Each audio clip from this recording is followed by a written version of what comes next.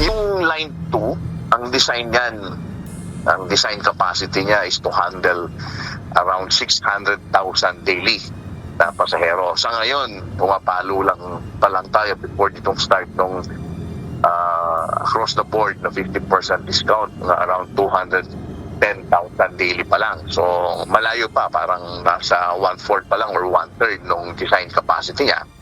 Sa halip na agad tumaas, bahagyang bumaba pa ang ridership ng LRT2 sa unang araw ng implementasyon ng 50% discount noong Lunes, March 23. Base sa datos ng Light Rail Transit Authority, tinatayang nasa 195,541 lamang ang mga pasahero sa araw ng opisyal na pagpapatupad ng diskwento. Kung tutuusin, mas mababa ito kung ikukumpara sa mahigit 196,000 passengers noong March 16 at mahigit sa 215,000 noong Lunes naman ng March 9.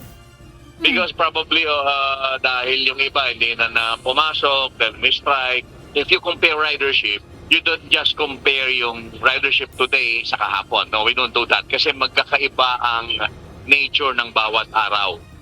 Ayon kay LRTA Administrator Hernando Cabrera, posibleng kailangan pa ng panahon bago tuluyang maramdaman ang epekto ng bawas pasahe sa bilang ng mga pasaherong sumasakay ng tren. Para naman sa mga commuter, malaking tulong na rin ang ipinagkaloob ng fare discount. Actually, hindi naman talaga ako aware dyan. Kasi hindi naman talaga ako regular commuter. Which is, malaking tulong naman talaga siya sa mga commuters, lalo na sa mga estudyante, sa mga parents.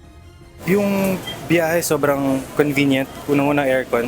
Kahit marami yung option na biyahe, mas pinipili ko yung LRT kasi nalaman ko na may 50%. And yung 50% na yun, mas mura siya kumpara sa mga ibang options. Okay ako sa less expense talaga. Yes, actually really good thing na i-implement siya like not just temporarily but syempre in the long run to really have the discount. Samantala, ayon naman sa General Manager ng MRT3, minimal o hindi masyadong marami ang nadagdag sa pasahero noong Lunes.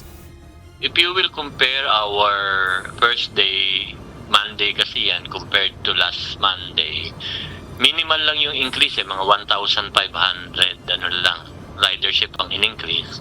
So what we're expecting na minomonitor natin is yung mga dadating na araw pa. Kung maka-experience tayo ng malaking increase ng ridership ng MRT3 because of the discount.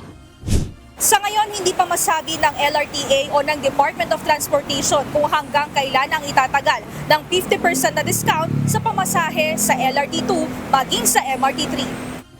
Wala pang advice kung hanggang kailan. So until further notice, possibility of the same being or becoming permanent. Wala pang naging usapan na gano'n.